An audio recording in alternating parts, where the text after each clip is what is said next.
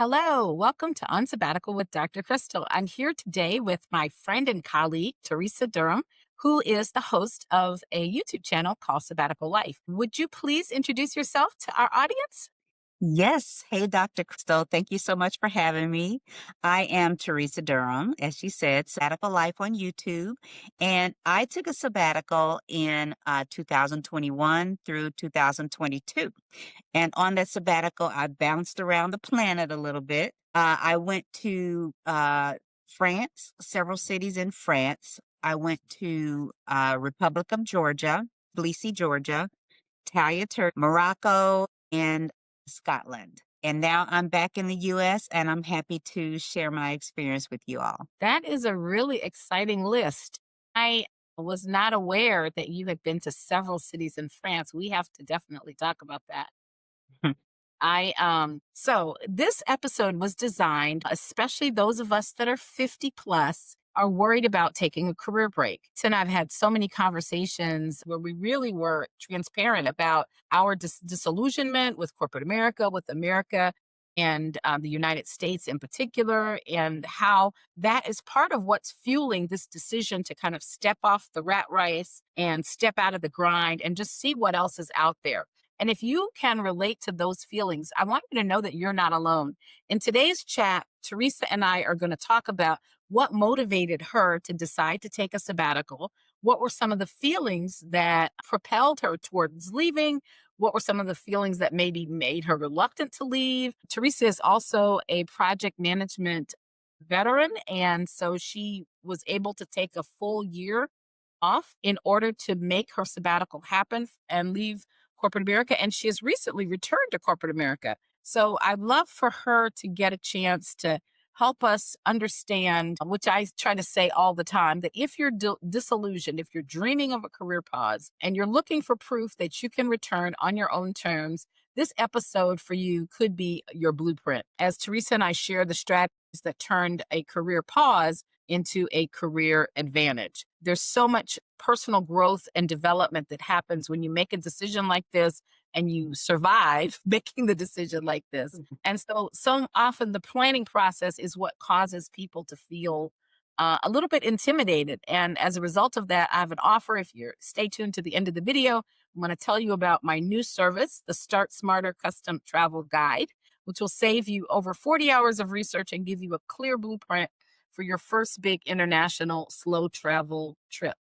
So now I want to start with some questions that I've developed. And I want to start with this idea about disillusionment. There's this theme called disillusionment to discovery. I want you to think back since you left in 2021. When did you first start planning and thinking about the sabbatical? Tell us a little bit about what led you to the decision. What were your thoughts at that time, if you could turn the clock back? And then how did those feelings evolve to you taking action? And what were some of the things that you did when you first decided that it was time to go? This is it. I need it. I'm going to take the leap and take the sabbatical. Okay. I had always thought about leaving the country. I just wanted to explore, see what else is out there. I see, in search of a better life, just somewhere that I feel like my soul would find peace and I would feel like, this is it. So I dreamed of going somewhere else in the world. And I hadn't traveled a lot, so I didn't know where. But I came across Exodus Summit very early on. I think it was 2020, maybe 2020. I came across Stephanie and Rashida, and they were talking about sabbaticals. And I'm like, what's a sabbatical? I thought sabbaticals were where you went with the church over to some third world country and you built schools and fed people. So that's what I thought of when I heard sabbatical. So I'm like, no, I don't want that, you know.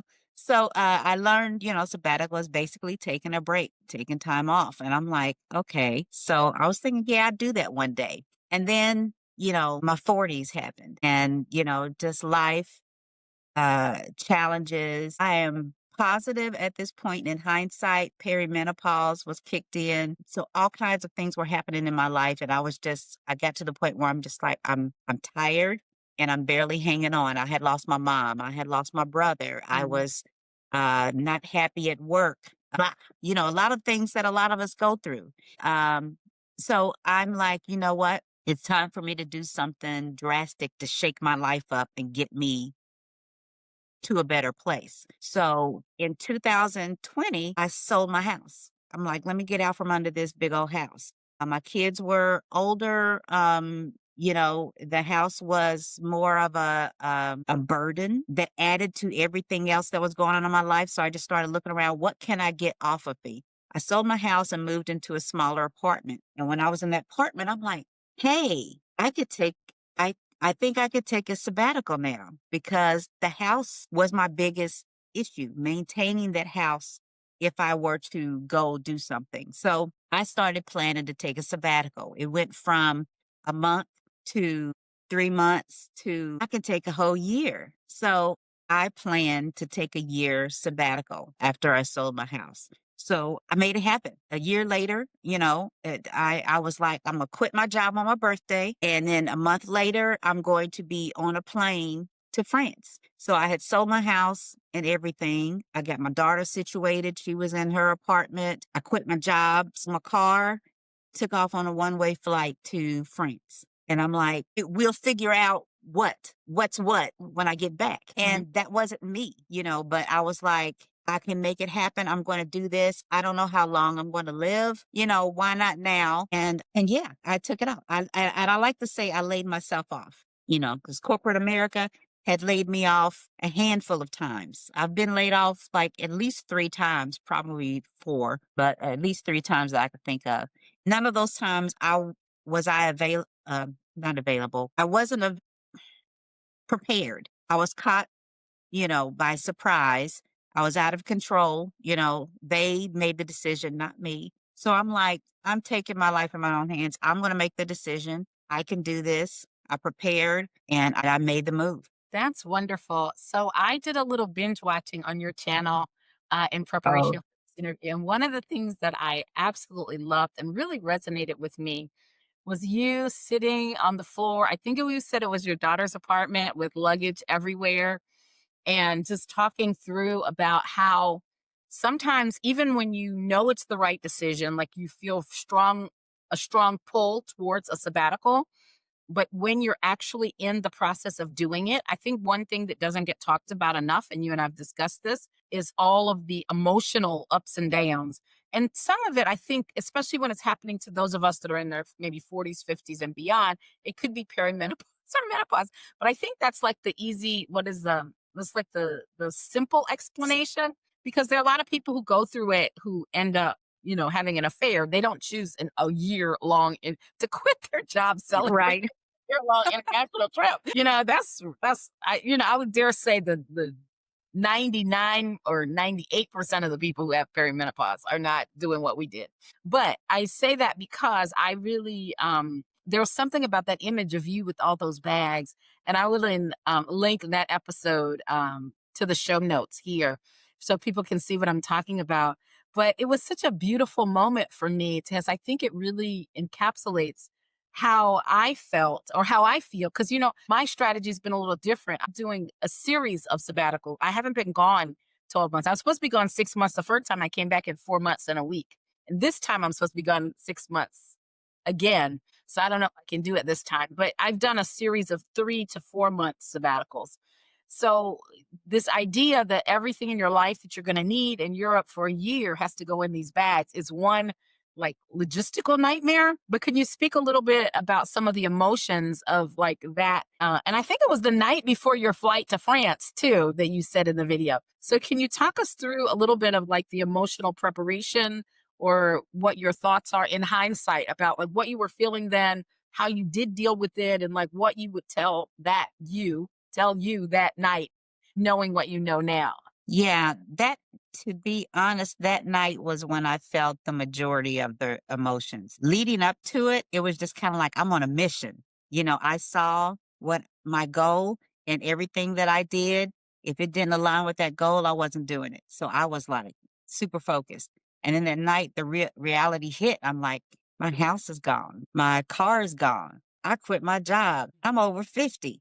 What am I doing? And I don't you probably can't see in that picture either. My dog is amongst all the stuff on the floor. One of my dogs. I had two, I didn't even so my notice. daughter had taken my dogs in. So my dog was laying there, balled up amongst all the stuff because I had packed and then unpacked. And then I packed again and I'm like, this is too much stuff. And I unpacked and I had to just lay it out like figure this out. I think the frustration of the packing was really kind of the it wasn't just about the packing. I was just kind of like I've been super focused up until now and reality was hitting. Tomorrow I'm going to be gone. What if, am I going what if I can't find a job when I come back? What if, what are people thinking? What's going on? If my mom was alive, what would she say right now?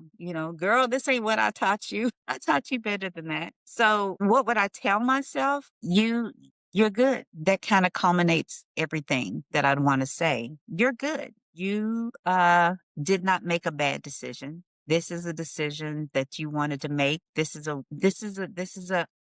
awesome thing you're doing. Don't beat yourself up. It's gonna be okay. You're Mm, good. you're good. You're good. Yeah, Mhm, I think the other thing that I took from at least what you're saying in that video also is that you have been focusing on, everything, especially as a single mom, raising kids and having them get to the point where you could be able to have the capacity to really do something for yourself that's this, wonderful. I think a lot of times we just aren't willing to give ourselves permission to focus on ourselves. And it seems on the one hand that it's selfish. I think a lot of people don't do it because they're thinking that it's going to seem selfish because they're worried about what other people are thinking. And the reality is, Black women are dying and getting all these chronic illnesses and having all these mental health challenges. And a lot of it is because of what we allow other people to put on us. And it's really a sense of self preservation. That's the word I'm looking for. Self mm. preservation to say, if I am going to last in this rat race here with these people, even the people we love, like our family, I'm going to have to do something to really restore my energy, renew myself, go somewhere and have some quiet time and some reflection. So I loved that you were really honest about that. And maybe it's because it's in high that you're able to be like more expressive about that and vulnerable to that level. But I think we have to do one. I look at so many people who are just leaving this earth or the quality of life that they have when they're in their 50s and 60s because they've spent 3 4 decades grinding on a job that is underpaying them and giving them a lot of toxic energy, or family members who are overburdening them.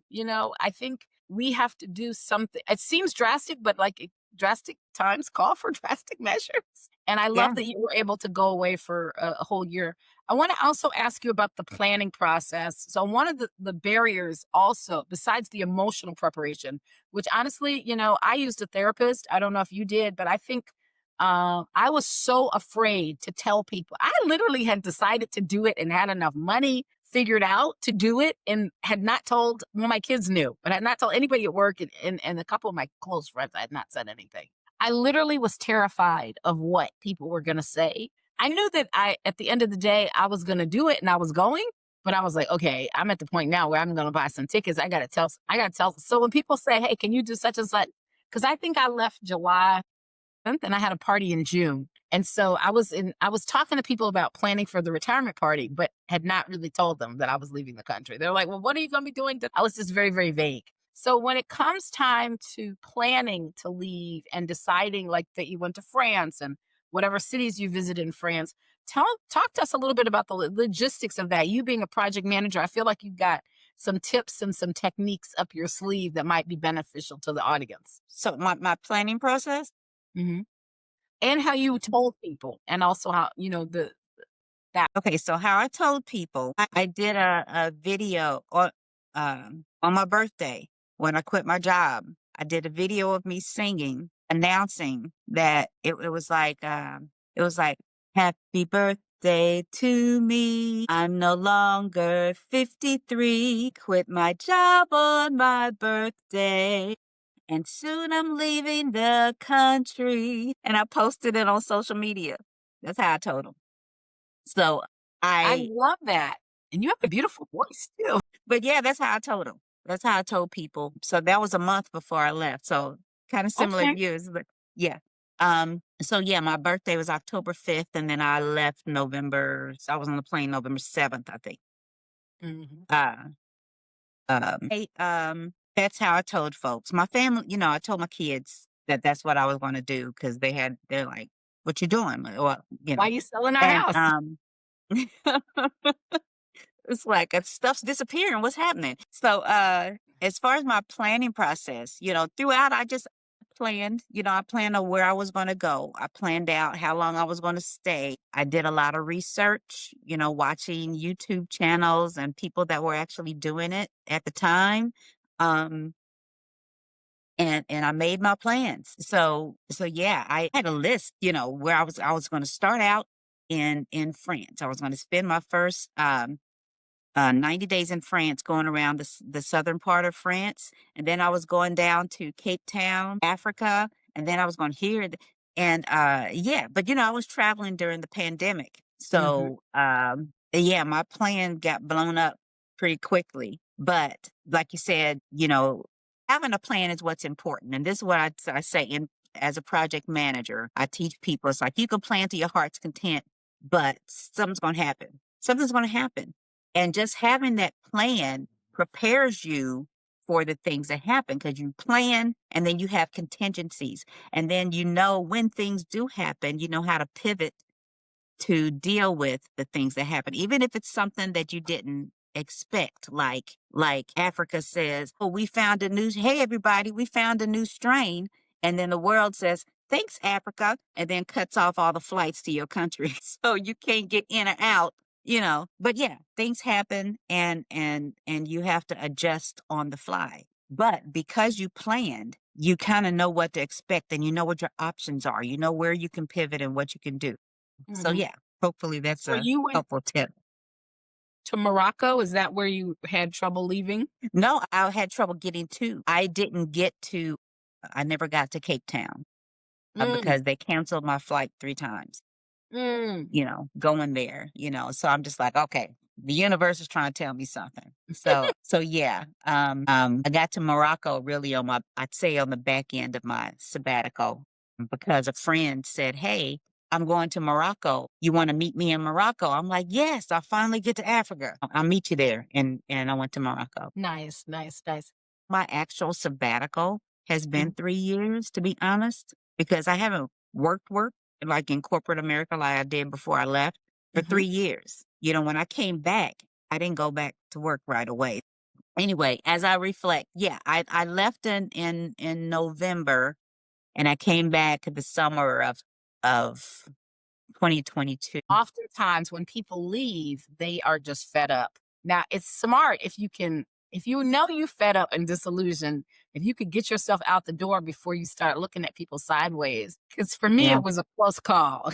I was me actually too. supposed to retire in December, and then when I announced it in, um I don't know, the beginning of the fall semester. I told them that I was leaving and retiring in December. They were like, "Oh, but we have to hire all these people and we might not be done with the offers."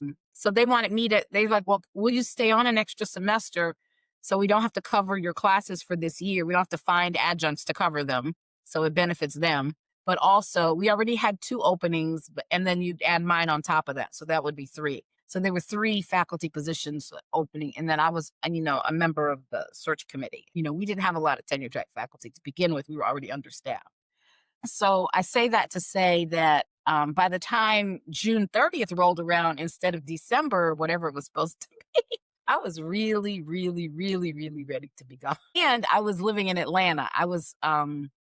I had already downsized and moved into my daughter's house, and I arranged my classes to be online so I could go back and forth. So I'm asking about the career implications and Mm. how the career implications, for me, it felt freeing, to know that these projects I didn't want to be part of anyway, I could now had a legitimate reason to say absolutely not. And Mm. also to work on the things that matter to me to sort of make sure that my last year, now in my case, because it was retirement, to make sure that I was only working on things that were going to impact the legacy that I cared about so that when I was gone, those projects and those grants could continue. By the way, most of the stuff, the plans I put in place for those things to continue, they did not. So there to me is enough evidence that a lot of what we're killing ourselves, doing somersaults and headstands to keep alive and float when you're gone, nobody's going to do that. It could die.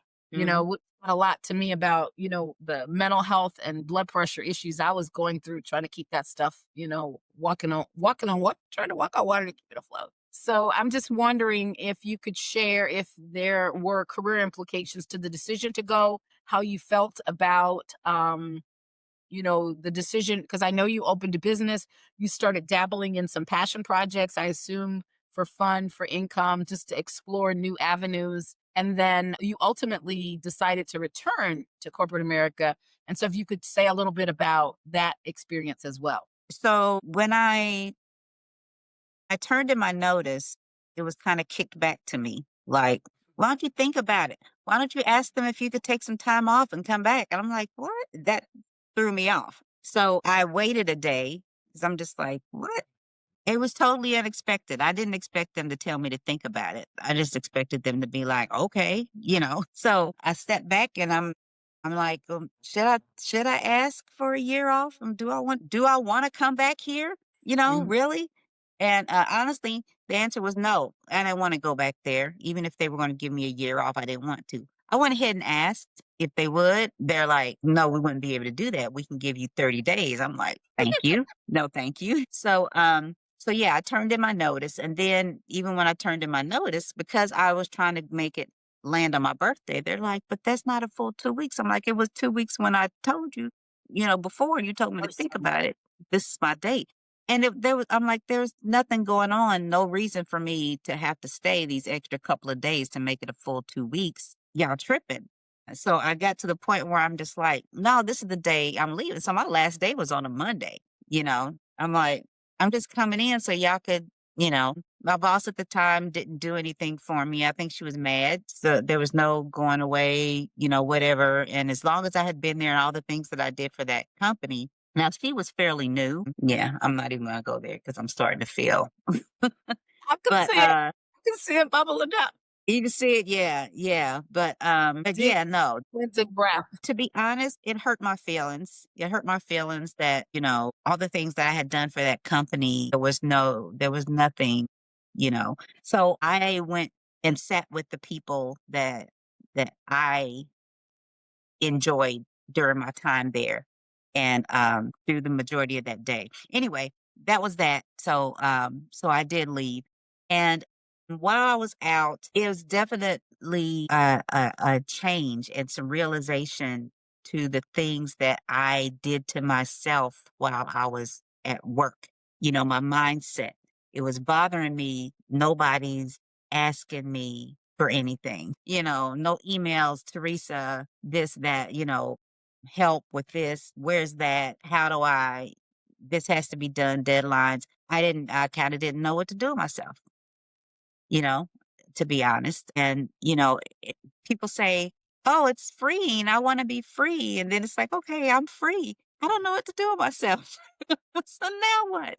And so while I was out, I taught myself web design, created a website. The website was it was a blog plus, about my adventures. I did set up my YouTube channel, I learned how to get comfortable in the front of the camera, recording, all that stuff. A lot of creative stuff. Writing. I used to enjoy writing. I had forgotten. It played out at work sometimes, but I got to do that. I dabbled back in some art. I used to enjoy art with print on de- print on demand business. Mhm. So I started that. So I did several things while I was out to bring a little money in, and I thought, if these things take off, and maybe this will be my life. I don't know. So, not leading teams and dealing with people and conflict and all that stuff, I wasn't doing that anymore, and it took me a while. And you asked me early on about therapy. Mm. That's something else that I did before because, I mentioned I was struggling with depression and all the other stuff happening in my 40s. I'm like, I am not going to bounce around the planet by myself without making sure I'm good. So part of my planning, I made sure that I had a therapist and I would do periodic check-ins during my sabbatical. So I was doing teletherapy, I guess, Hmm. but I made sure that happened and I had a therapist set up before I even left just to make sure I was going to be good. So that was part of my planning process. Wonderful. How did you decide where you were going? Hmm. And because I find that is a part of the process that's intimidating, and how long you would stay. I mean, I know you're a researcher. Project management often involves having to figure out and Hmm. put together logistical information. So I imagine that was probably a strength that you brought to the process that other people wouldn't Hmm. necessarily have. Yeah, well, when you travel abroad, we bounce around states in the United States willy-nilly, no problem. But when you're going to other countries, you have to be aware of the visa process. What are you're not a citizen. You are a guest. You're a visitor. So you have to know what their requirements are, and it varies. And so where I was going, I learned about the Schengen area and the rights that I had as a US citizen. I could travel on an understood visa. It wasn't something that I had to do. Yeah, there's different countries you have to do more, but this shots and all this stuff. But for the Schengen area, if you can travel around kind of like a citizen of the Schengen. So I had 90 days to stay within these certain countries. So I knew that had to go into my planning with where I wanted to go. So I'm like, I knew I had 90 days to stay within these countries. And after 90 days, I had to get out um, and go somewhere else. So it wasn't like I could just leave France after 90 days and go to Italy, or whatever. And if it was in the Schengen, I couldn't go to any of those countries. I had to get out, you know. So that's where I thought, well, Africa's not in Schengen. None of the countries in Africa is in Schengen.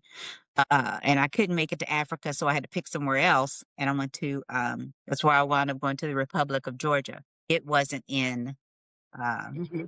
the Schengen area, and I knew I could stay there. So yeah, so that had to go into my planning. What my rights were as far as being a U.S. citizen on a U.S. passport, where I could travel to during what period of time. So that played a role into where I went. Now, like I mentioned, when things happened and I had to pivot, I had to keep those things in mind. Where could I go at this point in time? So, yeah, so when I left Georgia, I still, that timer was still going on the period of time I had to stay out of the Schengen countries. So I knew I couldn't set foot in those countries. So I went to Turkey, when I wound up in Italia, Turkey.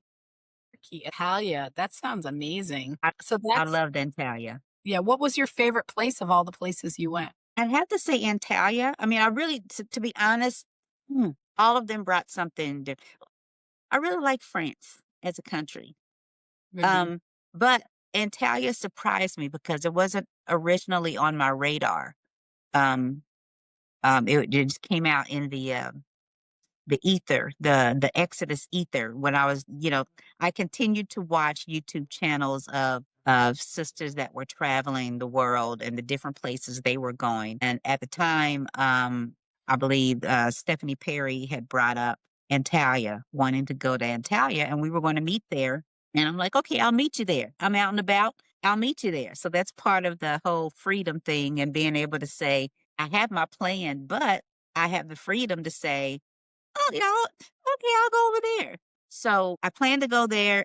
The actual meetup got canceled because of the Russia Ukraine stuff that happened. But I'm Hmm. like, well, I'm still here. I got plans. I'll go ahead and go. And if I don't like it, I'll leave after a week. And I got there and I'm like, hey, this place is pretty. It's not so bad. And I Okay. decided to stay. And then I'm like, I really like it here. So I stayed and stayed and stayed. I stayed there much longer than I had planned to. It was really nice. I loved Antalya. Okay. Yeah, I went to Istanbul on my way here. I was only there 22 hours, and not sure Istanbul is a place I need to go back, but I definitely want to spend more time in Turkey. I How really about that airport? That airport was huge, wasn't it? yes, I and had beautiful. the I had the most frustrating experience at the Istanbul airport.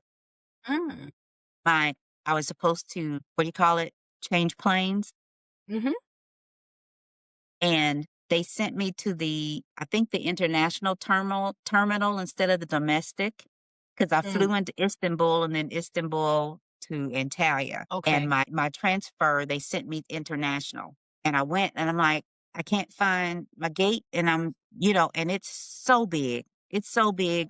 And people were sending me so many different places. I missed my flight. I was all over. Then I had to go and redo my flight and struggling with the language barrier. And it was a nightmare. And I was there for hours and hours and hours and hours. Well, I will say that one of the cheat codes for me has been leaning into the 50, late 50s, almost 60. I'm not 60 yet, but I will be in a few months. But yes, I will get the those motorized car. I will be right there. I always have enough time wherever I'm going. I'll be right there until that motorized car comes to pick me up. Every airport has one. In fact, I don't need to go any place that requires being in the airport that doesn't have one of those motorized vehicles where you see the people whizzing by. Mhm. That's my mode of transportation. I don't get off of it unless I see my gate there. I'm just gonna ride around with you. Well, yeah, I wish I had thought of that because yeah, I was all over that airport. It wore me Mhm, out. I was so tired, but it's a beautiful airport. It's mhm. huge. It's beautiful. I, It's beautiful from Atlanta the has a really motorized big car too. airport. Huh? It's What'd you say? beautiful it's beautiful from a motorized van too. Yeah, There's I'm like sure. I'm sure. I'm sure. And also, But yeah. I got to see them dropping off other people at their gates on other parts of the airport because I had the Hmm. longest, time there.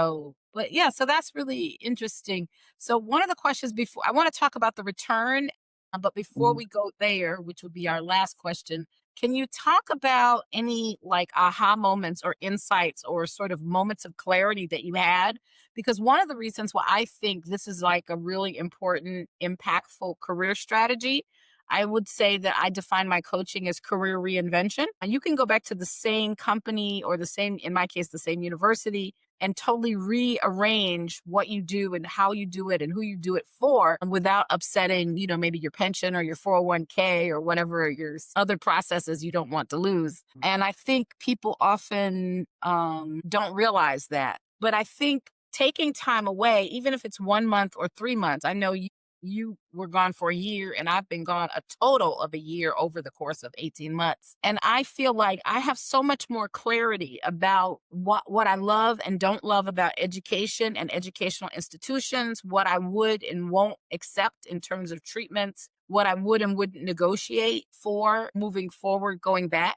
I'll know that the position or the job or the institution or the boss is for me if it has blank, blank, blank, blank, blank. I just feel like there were so many moments of clarity that can happen when you nervous system is at rest and is calm, and you can operate sort of in alignment with your values and sort of manifest the type of work and business or both that matter to you and are going to be meaningful to like what you want in your next chapter after your sabbatical. So were there moments of clarity around how you thought about project management and your role? I mean, I know you've been very involved in your association, for example. I'm just wondering if any of that happened or was possible because of shifts that happened in terms of how you see your career.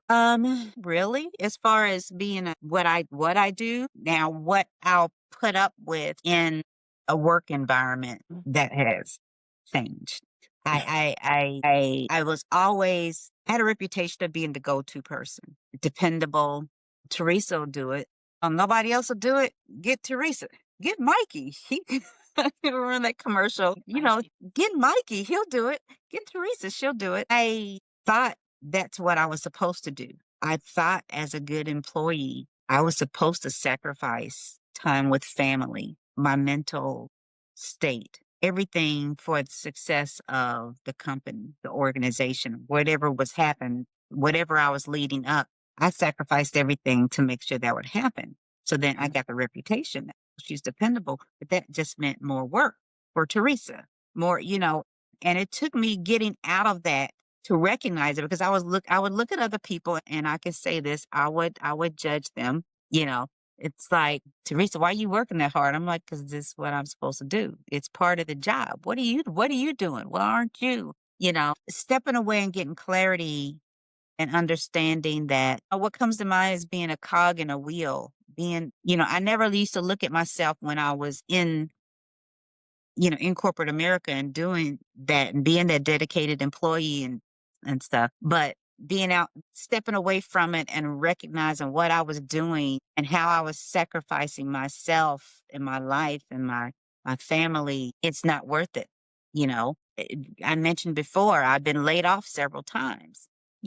If I was that valuable and the things that I was doing was that important to the company, how could they let me go? You know, how could they? So more than what it is I do in my career, it's what I will accept in an environment where I do what I do that Mhm. has changed since I left, if that makes sense. Yeah, So absolutely. starting back in corporate America now, it's like I'm not saying I'm a phone it in. I fully expect to continue to be a high performer, but they're gonna hear no.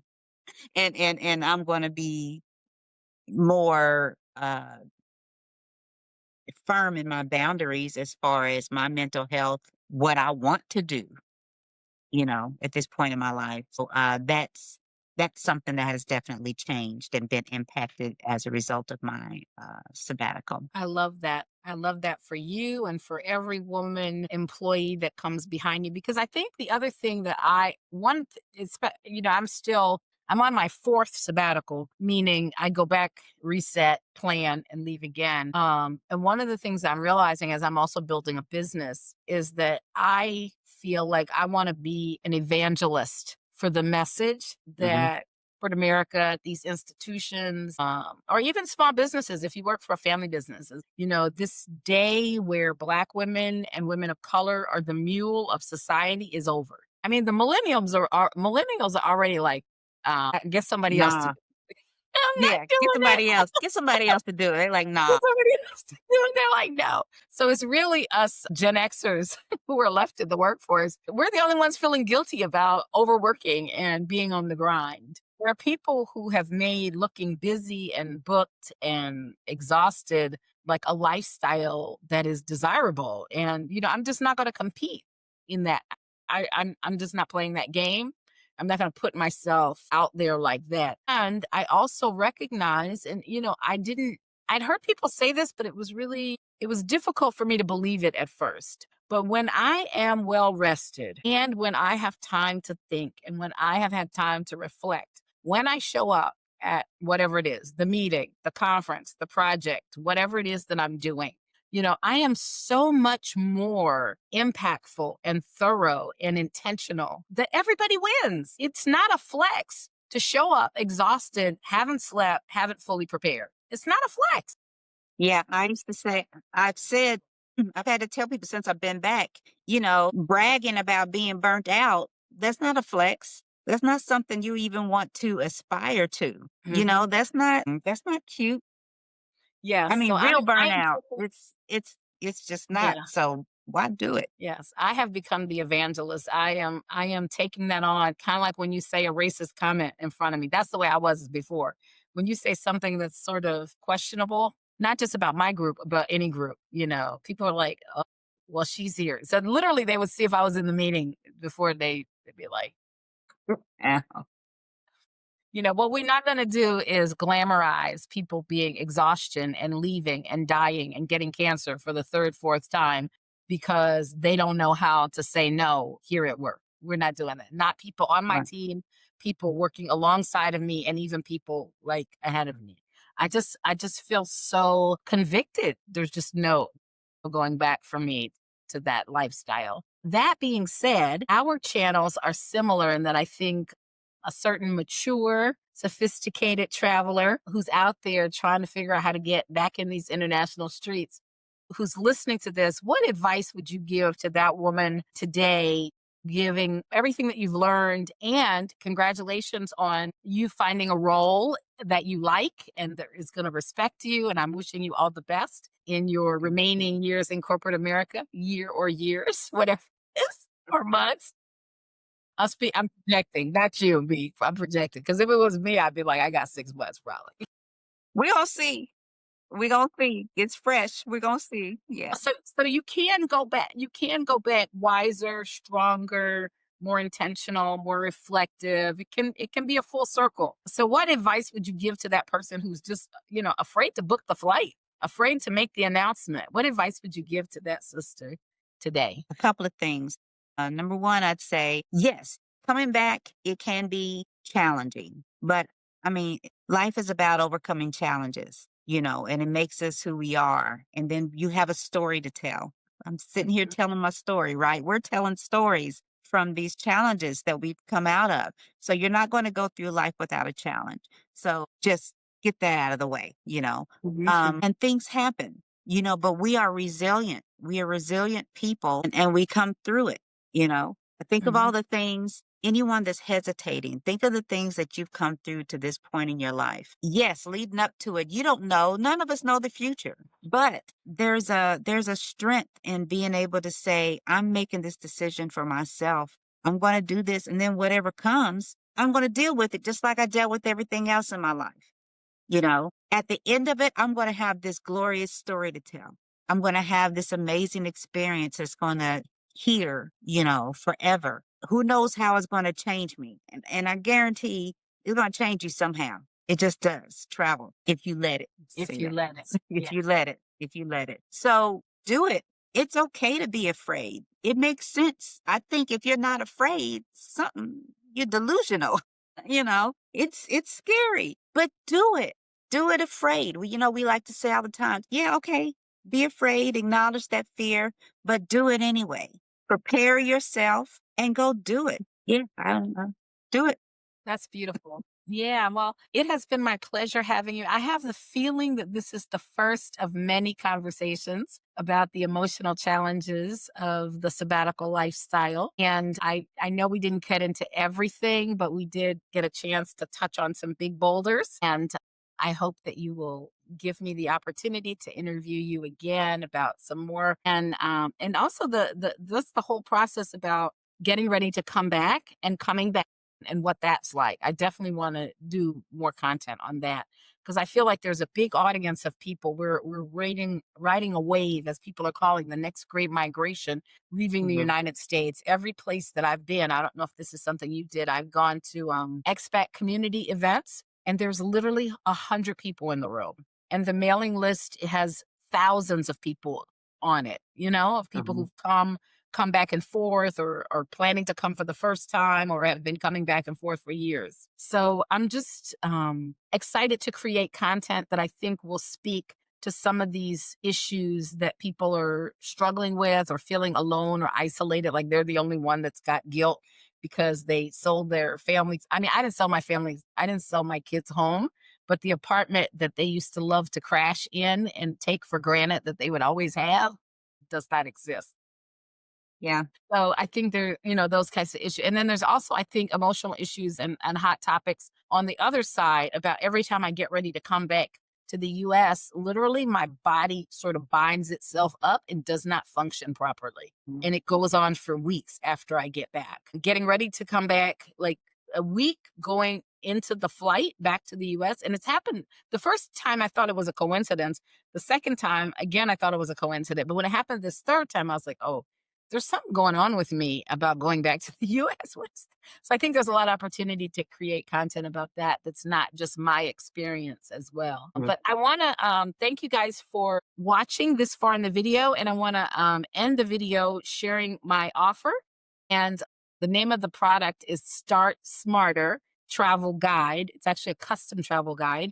And I am going to share my screen. The offer is $97. And if you are a first time slow traveler, international traveler, so I would say all of my travel has been international slow travel, and 3 of my 4 sabbaticals have been solo trips. I have had friends come visit and join me for up to a week, 2 weeks while I was in a country. So that's unique and something you could do. But we're going to have a clarity call to outline your trip. We're going to have what we call a dream experience where you are going to be sent an assessment that I designed. I'm a social psychologist by training. That's what we love doing, making assessments, giving out assessments, analyzing assessments to try to put together an itinerary, 2 curated itineraries that would be at 2 different price points or experience levels for you to take advantage of. So the Start Smarter Travel Guide is a custom guide, and that QR code takes you to the same bit.ly link that you already saw. And I love this image of this woman. This woman looks so powerful, so sophisticated, so ready to take on whatever country you name, whether it's France or Spain or Asia or whatever. She is looking fierce with her carry on. I will say that she probably has already checked 2 bags. I feel like the women over 50 are not going carry on. So anyway, back to the guide. So if you've been dreaming about an international trip, don't know where to start, this personalized travel guide is tailored to your style, budget, and preferences. So I created this experience called the Define Your Dream International Trip. So you're going to fill out a form, and there's actually a practice, a self-care practice that goes along with the Define Your Dream experience. And from that, I'm going to analyze it and create 2 curated itineraries, and it's going to have travel tips and links where you can do further research, but it really kind of puts in a container that's already designed for things that we know and believe you'll love, as well as resource lists, again, to do further research if you like, and planning shortcuts. So you're not obligated to book the trips that I curate for you, but it'll give you a starting plan, a starting place, and a launching pad to plan your 1, 3, 6, 12-month trip. And then we close out the experience with a 30-minute clarity call to walk through what's in the guide to leave you feeling confident and excited about what your next steps are. And again, once you scan this, you will then get an email that says that you have, thanking you for your purchase. And then you're going to get an email from me about that self care practice, about defining your dream international trip. And then once you complete that form, you'll get a link that says, because it's a Google form, so it'll automatically send you a link to schedule the clarity call with me. And so within really 3 to 7 days, you could have your sabbatical for 2026 absolutely planned out. And I think it's what I would have wanted. Honestly, I designed what I would have loved to have had when the time came for me. I am going to still put the link in the comments. But Sabbatical Life, Travel Reviews and Lifestyle. This is Teresa's latest episode. So this is the one I watched this morning. Well, it's nighttime here in Bangkok. It's 8:30 p.m. So this is the one I watched this morning. So she has 10 lessons that she learned. Okay. So this concludes our episode today. I thank you so much for sticking around to the end. Teresa, it has been such a delight to spend this time with you. We persisted through multiple technical issues. We did. We did. I'm so glad we did. And if you are new to the channel, we would love to have you as a subscriber. Please support and subscribe to Teresa's channel as well. I am still out here in these international streets. So she has a more calm, reflective take on the experience, where some days I get on here and it's happy, but it's rough. Yeah, I'm glad I'm here, but I'm in the thick of it. Like right now, I need to do grocery shopping. I went to a Japanese market, and I went to a local Thai market, like a grocery store, but not meant for expats. It was hard. I did manage to walk out of there with like $20 worth of food, and I ate that food up. But now I need to do it. I'm actually here for like a month, so I need to do a real grocery haul. So I Mm. did YouTube research on grocery shopping and looked at some people who were in different grocery stores, and I made a list of what I wanted and pictures of it, what it looks like in Thai. So that's an example of the type of content that you get on my channel, like out here in these international streets struggling to buy bread because they don't really eat bread in Asia. I don't know if you've ever been to a Chinese restaurant, but you never had a piece of bread there. Wow. They also Hadn't don't thought do of that. cheese. They don't do cheese. But I love the sense of adventure that requires you to figure out how to do life in a foreign country. It's one of the things that I've learned, that people want to support you. They want to help you. They're so kind, so friendly, so hospitable. And I don't know that we treat people like this in the US. I'll be honest with you. I've had some really amazing experiences. And I wonder if someone came to the US, if we would be treating them the way I get treated. But anyway, that's definitely an episode for another day. But thank you for watching. Would love to have you become a subscriber. And if you are a subscriber, we appreciate your love and support. And thank you for coming back. Take care. Namaste. Okay.